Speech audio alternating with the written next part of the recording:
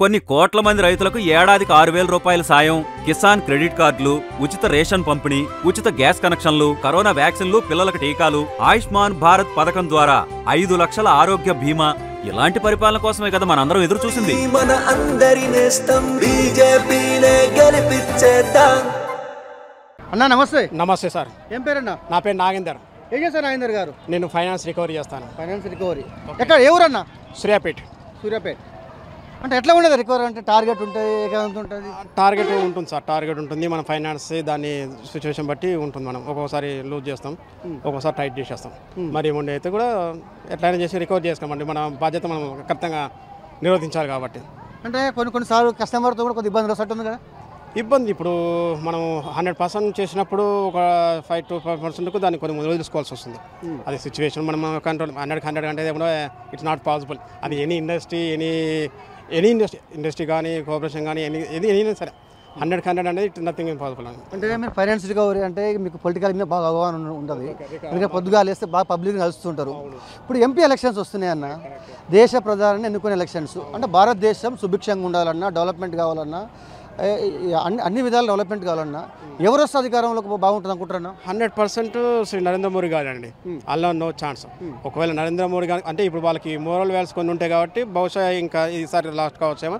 But తర్వాత కూడా ఆయన ఆల్రెడీ పెట్టేసుకుంటున్నాడు బీజేపీ తరఫున ఎవరెవరు ఉండాలని. ఇంకా నెక్స్ట్ ఫర్దర్లో కూడా ఆయన ఒక క్రియేట్ చేసి కంప్లీట్గా బీజేపీ ప్రభుత్వం నుంచి వచ్చే పబ్లిక్ మాత్రమే ఉండాలని నా ఉద్దేశం. ఎందుకంటే వాళ్ళకి మాత్రం మోరల్ వాల్యూస్ ఉంటాయి. ఇప్పుడు మీరు లేటెస్ట్ నరేంద్ర మోడీ గారు చూడండి, అతను అంత ఏజ్లో కూడా ఎంత ధైర్యం చేసి ఒక వాటర్ తిరగడం కానీ, అసలు పక్కన మనుషులు లేని వెళ్ళే ప్రసక్తి కొంతమంది నాయకులు సర్పంచ్లే వెళ్ళాడండి. అట్లాంటిది మన నరేంద్ర మోడీ గారు మన ద్వారకలో అట మునిగి, ఎందుకంటే వెనకంగా ఎవరు పోస్టులకు ఎసరు పెట్టే రోజులు ఉన్నాయి. అతను అంత అవసరం లేదు. ఆ ఏజ్లో కూడా అండర్ గ్రౌండ్లో వాటర్కి వెళ్ళి అతను పూజ చేయించుకోవడం, కృష్ణా ద్వారకలో కానీ, ఫ్లైట్లో వెళ్ళడం, జెట్ ఫ్లైట్లో కానీ, యుద్ధ విమానాల్లో వెళ్ళడం కానీ, రకరకాల ధైర్య సాహసాలు. నథింగ్ ఈజ్ ఇంపాసిబుల్ అనే వర్డ్కి ఇట్ ఇస్ పాసిబుల్ అనే వ్యక్తి నరేంద్ర మోడీ గారు. మన భారతదేశంలో ఇంపాసిబుల్ అనే పదం అనే దానికి no it is possible, I am here, నేను పాసిబుల్ చేస్తానే అర్థం వచ్చేలా చేసిన నాయకుడు నరేంద్ర మోడీ గారు. అది 100% అన్నమాట. దాని తర్వాత తరం కూడా నెక్స్ట్ వచ్చే బీజేపీ క్యాండిడేట్లో కూడా యోగి కానీ మిగతా వాళ్ళని కూడా ఎంకరేజ్ చేస్తున్నారు.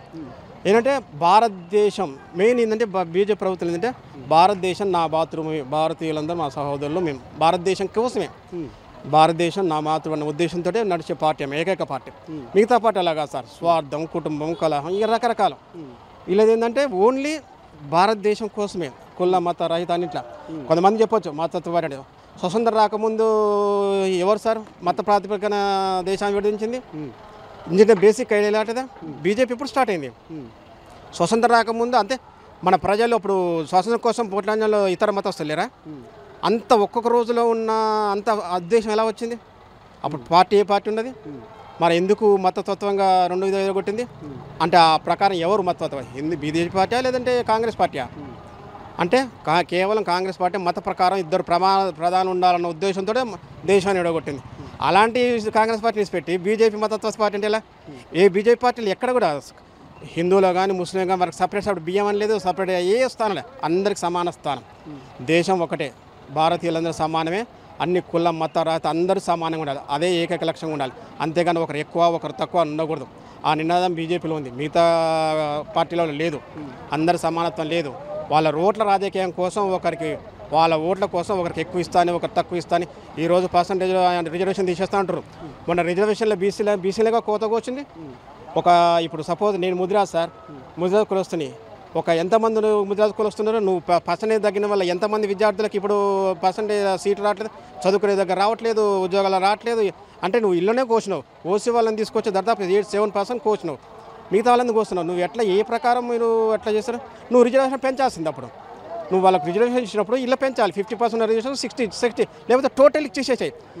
ఎంతమంది జనాభా కౌంట్ చేసి అంతమంది రిజర్వేషన్ చేసేయాలి. అలాంటప్పుడు రిజర్వేషన్ గురించి మాట్లాడకుండా ఒకటే మాట, అందరూ సమానమే. కేవలం లేని వాళ్ళకి మాత్రమే రిజర్వేషన్, ఉన్న వాళ్ళకి మాత్రం రిజర్వేషన్, నో రిజర్వేషన్. ఎస్సీలో ఉన్న వాళ్ళు ఉన్నారు, బీసీల వాళ్ళు ఉన్నారు, వాళ్ళకి రిజర్వేషన్, వాళ్ళకే లోన్లు, వాళ్ళకే సబ్సిడీలు. ఆ రోజు చేసేవాడికి చేసే అట్టనే వాళ్ళు ఉంటాడు. వాడు ఎస్సీ అయినా, ఎస్టీ అయినా, బీసీ అయినా, ఓసీ అయినా సరే, అడుక్కునేవాడు అడుక్కునే స్టైల్లో ఉంటాడు, ఉన్నవాడు ఉన్న స్టైల్లో ఉంటాడు. ఉన్నవాడికి ఇంకా ఆధారపడుతున్నారు. అది బేసిక్గా చాలా లోపడింది. నేను ప్రాక్టికల్గా చూసాను రికవరీలో. లేని వాళ్ళు ఉంటారు, ఉన్న వాళ్ళు ఉంటారు. లేని వానికి నేను రావట్లేదు, ఉన్నవానికే వస్తారు. వాళ్ళకే సబ్సిడీలు, వాళ్ళకే రుణాలు, పేరుకు మాత్రం ఇలా ఉన్నమాట.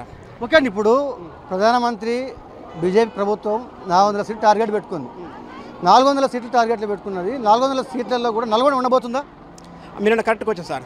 నల్లగొండ అన్నది ఒకప్పుడు ఇక్కడ అజ్ఞానంతో, ఇప్పుడు వీళ్ళు ఏమనుకుంటారు, నాగార్జున సాగర్ ప్రాజెక్టు కింద వచ్చిన ఈ కెనాల్ కింద ఏమన్నారంటే అప్పుడు నెహ్రూ వాళ్ళతో వచ్చిందన్న అజ్ఞానంతో ఉన్నారు. కానీ అది కట్టింది ఎవరు?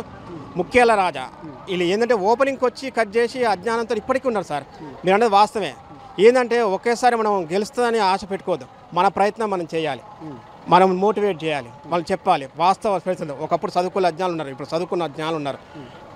మన ప్రయత్నం మనం చేస్తూనే ఉండాలి. ఆ ప్రయత్నంలో ఒకసారి ఓటు బ్యాంక్ సంథింగ్ పెరుగుతుంటే ఒకసారి 40%, 50% వస్తే నెక్స్ట్ టైం గట్టిగా ట్రై చేస్తే ఆటోమేటిక్గా రావచ్చు. లేదా సరే పాజిబిలిటీ, ఇప్పుడు మన 20% ఓటు బ్యాంక్ 40% ఇది ఆల్సో విక్టరీ. అదే మిగతా వాళ్ళు ఇప్పుడు మన నార్త్ ఇండియాలో ఉన్న వాళ్ళకి ఆల్మోస్ట్ తెలియగల వాళ్ళు సార్. చదువు తక్కువ ఉన్నా తెలియగల వాళ్ళు. ఇక్కడ చదువు ఎక్కువైనా అజ్ఞానంతో ఉన్నవాళ్ళు. ఎందుకంటే అజ్ఞానంతో వీళ్ళు అంటే ఇప్పుడు దీనికి వీళ్ళ తాగుడుకు వీటికి అలవాటు పడి మన తెలంగాణ ఏంటంటే మందు ముక్కలు ఏంటంటే ఏది జరగలేమాట. కానీ బీజేపీ ప్రభుత్వం అట్లా కాదు. మోటివేషన్, భారతదేశం అంటే ఒక యోధులా తయారు చేయాలన్న ఉద్దేశంతో ఉంటుంది. అందుకనే వాళ్ళు కొన్ని రాష్ట్రాల్లో ఇప్పటికే మద్యం నిషేధం ఉంది. మన దాంట్లో అది ఇంపాసిబుల్, అది పూర్తి మద్యం నిషేధం అనేది ఇంపాసిబుల్. అది స్టేషన్లో మొత్తం మీద అయితే కేంద్రంలో సార్ మన భారతదేశం అంతకాలం బీజేపీ ప్రభుత్వం లాంటి నాయకులు మాత్రమే ఉండాలి. అది మోడీ కానీ, యోగి కానీ రేపు కొత్తగా అన్నమయ్య చాలా కష్టపడుతున్నారు. అతనైనా సరే ఇక్కడ మన రాష్ట్రంలో కూడా రఘునందన్ రావు గారు, ఈటల రాజేందర్ లాంటి వాళ్ళు చాలా జెన్యూ క్యాండిడేట్స్ వీళ్ళంతా ఉన్నారు. వాళ్ళు మనం చేసే మోటివేషన్ వల్ల వాళ్ళు కూడా గట్టిగా చేయగలుగుతారు, మన దేశాన్ని రక్షించగలుగుతారు. ఈ అడ్డమైన హామీలతోటి రాష్ట్రాన్ని అప్పులపాలు చేసిన దానికన్నా ఏదైనా డెవలప్మెంట్, ఉపాధి వస్తుంది. ఎవరు సార్ ఎందుకు ఎవరి చేత మోహించే అవసరం లేదు. మనకు ఉద్యోగాలు ఇప్పించుకోవాలి, ప్రభుత్వ ప్రైవేట్ ఏదైనా పరే, దాని ద్వారా మన దేశం బాగుపడాలి. జై హింద్, జై భారత్, భారత్ మాతాకి జై.